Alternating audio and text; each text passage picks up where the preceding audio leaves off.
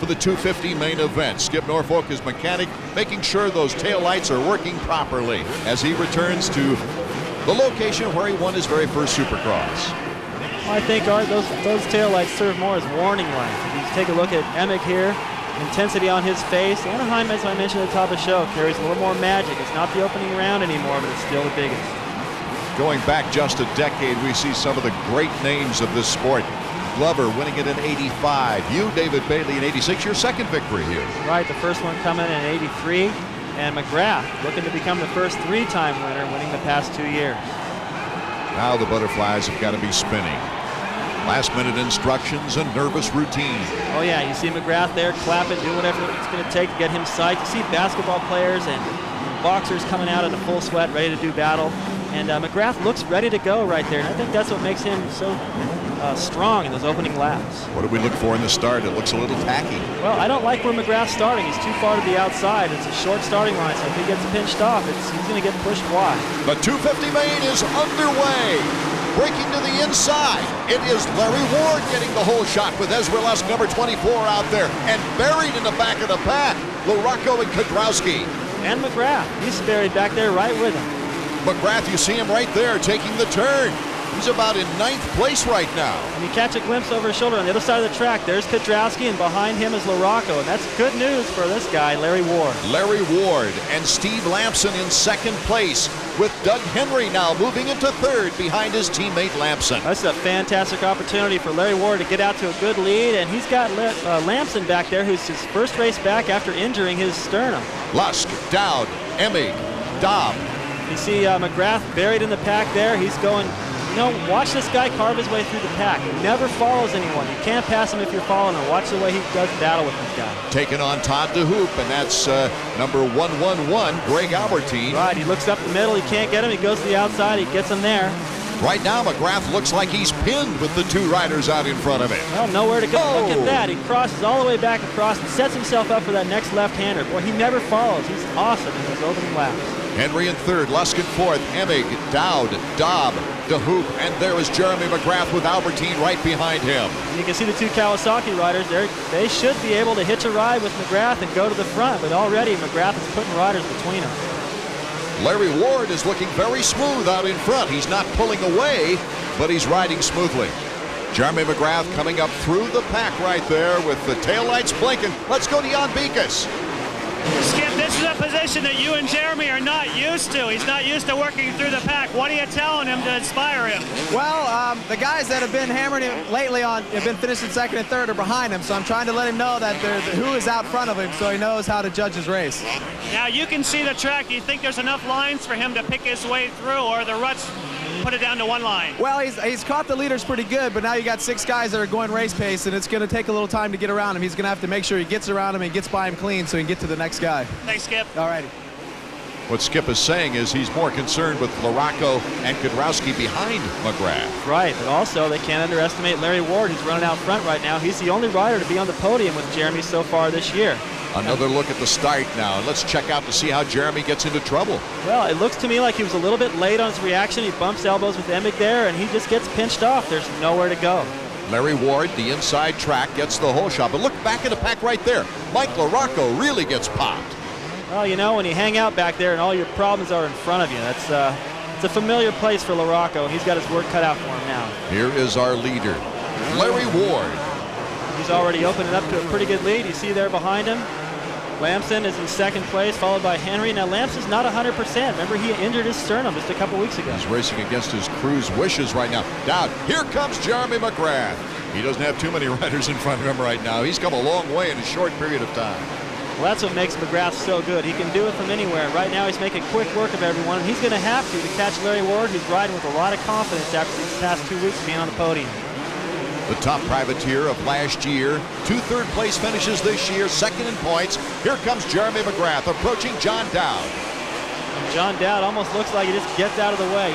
Jeremy's so intimidating, and now he's got flashing lights to go right along with it. He's carving his way right through the pack, no problem. He's moved his way to 6th place now as Jeremy takes the hop and looks to the side to see where the leaders are.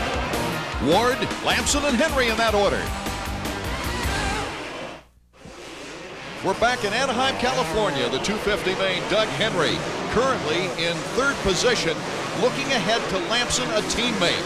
Now, Henry had some tough luck in the last race as he jumped off the track, broke the handlebars, and really finished last in that race.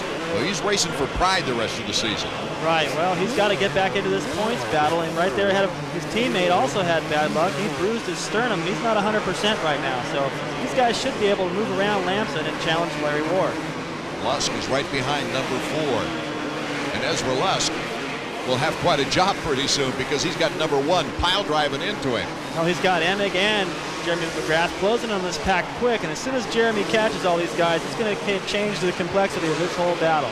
Jan Beekes is down in the pits with Ed Longacre. That's Ezra Lusk's mechanic. Ed, do you think that he can hold off Jeremy McGrath? Do you think he can hold him off? Well, Jeremy's riding pretty good. Ezra's a little hurt this evening, but it'll be good. Even if Jeremy gets by, if he can follow him, that's fine, because Jeremy's trying to go to the front, and so are we. Well, the crowd is going crazy. He's trying to make his move. What can you tell your guy to keep his momentum up? I just need to tell him to follow Jeremy and learn, just like everybody else needs to do, it seems, so far this year. Thanks, Ed. Thank you. A little different theory than times past. Here comes Jeremy McGrath, and oh, Henry is down. So Jeremy McGrath just ups another position. Well, this makes Jeremy's job a little bit easier. These guys, he either gets by him or he puts the pressure on him, forces him into a mistake like that. And I think LaRocco just went by Henry as well. As we take a look at Larry Ward, who's got a nice, comfortable lead right now. You see how far it is. Back to second place. And right now, honing in on his teammate, another teammate, Jeremy McGrath moves on Steve Lamson. Well, Steve Lamson, as we mentioned already, is not 100%. He's got a bruised sternum, and that's got to be painful. And right there, McGrath goes right for the jugular, wasting no time, and he's already got second, setting his sights on Larry Ward. And look at how low he jumped compared to Lamson. He does everything a little bit different. Right, well, he doesn't carry a wheelie into the face of those jumps like some of these other guys. Right there, look, on that triple, you see him look over to see where Larry Ward is. He doesn't want to wait until he gets back to his mechanic to have him tell him. Here's another look at the pass. You know, Jeremy's just smart. He knows he doesn't even have to pass the guy, but if he controls that inside line, what's the guy going to do? Gets the wheels back down to the ground very, very quickly. Jeremy McGrath now in second place. That's got to have the Ward pits stirring right about now. And let's go down and check with Jan Beekes. How dominant is Jeremy McGrath? Well, Clinton Berry, Larry Ward's mechanic, just wrote on his board, he's coming. Didn't say Jeremy, just he's coming. And Larry Ward knows who that is. Art? Larry Ward can feel him, I'm sure. Well, it's got to make him nervous, and I don't think his mechanic should have put that. He should have just put his distance that he, or the time that he had on McGrath, and just keep him focused and keep him relaxed. That's the important thing for Larry Ward, isn't it, David? Stay relaxed under pressure. Here we see Emig taking on Steve Lamson. Emig was 5th here at Anaheim last year. He actually led this race for 4 laps last year. And he has no trouble getting by Lamson. And of course, we keep pointing out, Lamson's not 100%. And there you see a perfect example. That's a really tough section, requires a lot of strength, and he just doesn't have it to get through there quick. Emig was the first rider last year to actually pass Jeremy McGrath in head-to-head competition, but he's in only 4th position right now. Here's our number 1 rider, Larry Ward. Well, you saw he got a little glimpse over his shoulder of McGrath coming the other way. Now we're going to put the clock on these guys. The Honda stopwatch and see what the interval is. McGrath has sure closed the gap on Larry Ward. Since he moved into second, he's been chipping away like 3 seconds a lap, and that tells me that Larry Ward's riding nervous. He's not riding as relaxed as he was in the early going.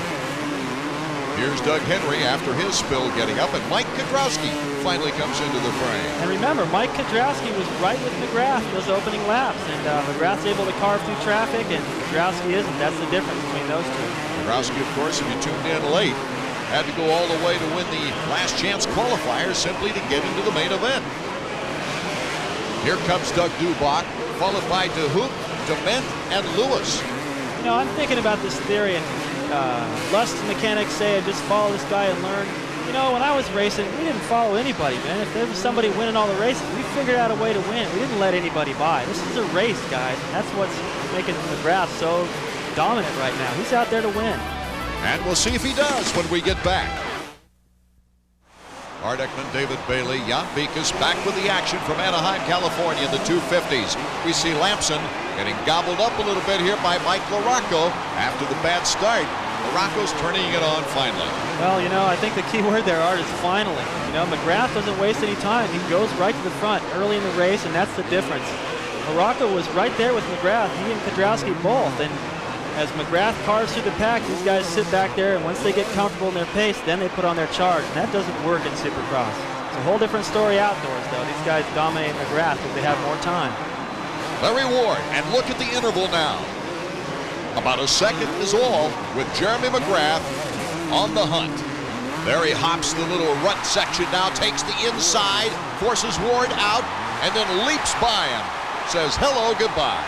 Like, waved at him in the air right there. You know, if I was Larry Ward, I'd be a little upset with that move. You know, it's Jeremy's show. He's dominating the Supercross. That was kind of a condescending little move right there, passing him. We're going to get another look at it. He jams up the inside of this whoop-de-doo section, sticks a wheel in, and forces Larry Ward out into a rut where he can't do this triple. That's the main difference. And look at Jeremy. Waves at Larry Ward like, hey, buddy, what's happening? And, you know, if I was Larry Ward, I'd yank his arm right there. Ward led the race for 12 laps, and Showtime had no time to mess around. He's out in front with a chance to win his third Anaheim race. These are the guys who have won two. David Bailey, Jeremy McGrath. He could be the first one to win three, David. Well, I thought I had something on this guy, but apparently that's going to go down the tubes now, too. Larry Ward back in second place. Really, he only stands a chance if something goes wrong with Jeremy right now, the way Jeremy's taking off. And Emig in fourth place with LaRocco chasing Emig. Well, as you mentioned before, finally he's starting to put on that charge. He's got all these guys in his sights, and he's running a fast pace, same as Jeremy probably, but it's too late. LaRocco breaking a crankcase here last year, did not finish the race, and it put him out of the points race. Let's go down to Jan Bikus, who's with Mike Sr. Mike Jr. is really on the move. You think he can pull up a couple positions with a few laps left? Yeah, he can move up a couple. He might even get into second. He's got to get by roadblock Jeff Emig, but other than that, if he can get by him, he'll get up to Jeremy. He looks like one of the fastest bikes out here, but again, just a tough start, huh? Yeah, he got a really bad start, but it's his own fault. Well, he's going for it. Thank you. Yeah. Well, hopefully Mike will watch this and he'll know what everyone's thinking when he's out there trying to come from behind for the umpteenth time. You know, he just makes things hard for himself. He's obviously one of the fastest guys. You never get to see it because he's always buried in the pack. He's in fifth position right now as Emig is picking up some space right now, and Ezra Lusk, who's in third. Emig is running a lot smoother. Well, Emig's running smooth, but he's not running very fast. And, you know, as Mike Sr. pointed out, he's hard to get around, and LaRocco's going to have to really get creative here to get by Emig quick. If he doesn't, he gets kind of stuck in the ride in Emig's pace. Emig's been known to use all the track. Well, you know, he gets to control it. If he's ahead of somebody, he gets to go wherever he wants. But a lot of times he rides a real wide bike, and now he's sandwiched between Lusk and LaRocco. So if he tries to do anything to get around Lusk, LaRocco's going to slip in there. So he's kind of in a catch-22 situation now. Emig right on the tail of Lusk, who would like to hit the podium for the first time this year. Well, this is definitely a lot of pressure for Lusk. He's looking good up here in third place, but man, he's got these guys breathing down him. And look at all this. Jeff DeMent off to the side. LaRocco goes right into the back of him, and a little extracurricular punch, backhanded punch there by LaRocco. Well, just when you think things are bad, they get worse. You know, LaRocco really should have seen that coming. I think DeMent isn't too happy with LaRocco throwing a punch right there. He's got a helmet on. It couldn't have hurt too bad, but looked like DeMent was just trying to stay out of the way here as we get another look. well, you see LaRocco going wide. Looks like he might be able to sneak around, but Emig pushes him, sets a pick, boom, right into the back of DeMent. I don't know what DeMent was doing there. He really should have just been riding his own race and not stopping the flow of traffic right there and just not block anybody intentionally. It was really none of their fault. It's just unfortunate for LaRocco right now. Out in front, Jeremy McGrath, and here's your number 2 rider, Larry Ward. Well, that'd be a nice feather in his cap for second place if he can hold it. Right, I just noticed some smoke coming out of the back of Larry's bike. I don't know what that is, but possibly that could be a reason he backed off the pace. Lusk, number 24 in third, trying to hold that podium spot here as the race winds down. He's looking good. He's got a little breathing room now on Emig, and Emig doesn't have that pressure of LaRocco, so maybe he'll relax a little bit, and that'll be good news for Lusk. That's going to be tough on Lusk with that very, very sore ankle. Right, he's also got some lappers here to contend with, and it'd be great right now if he could get around him and put him between he and Emig, and that'll give him a little more breathing room as they head towards the finish line. He's got Lewis and DeHoop in front of him. should be able to get around these guys. When they're trying to battle with each other, it leaves less room. You see right there, he's getting messed up. He couldn't do the triple. Really, Emick should have done that triple. If that was McGrath, he'd have done it. That's the difference between McGrath and these other riders. Ezra Lusk trying to hold off Emick with lappers in front of him. Ezra gets good momentum that time into the triple and then takes the corner.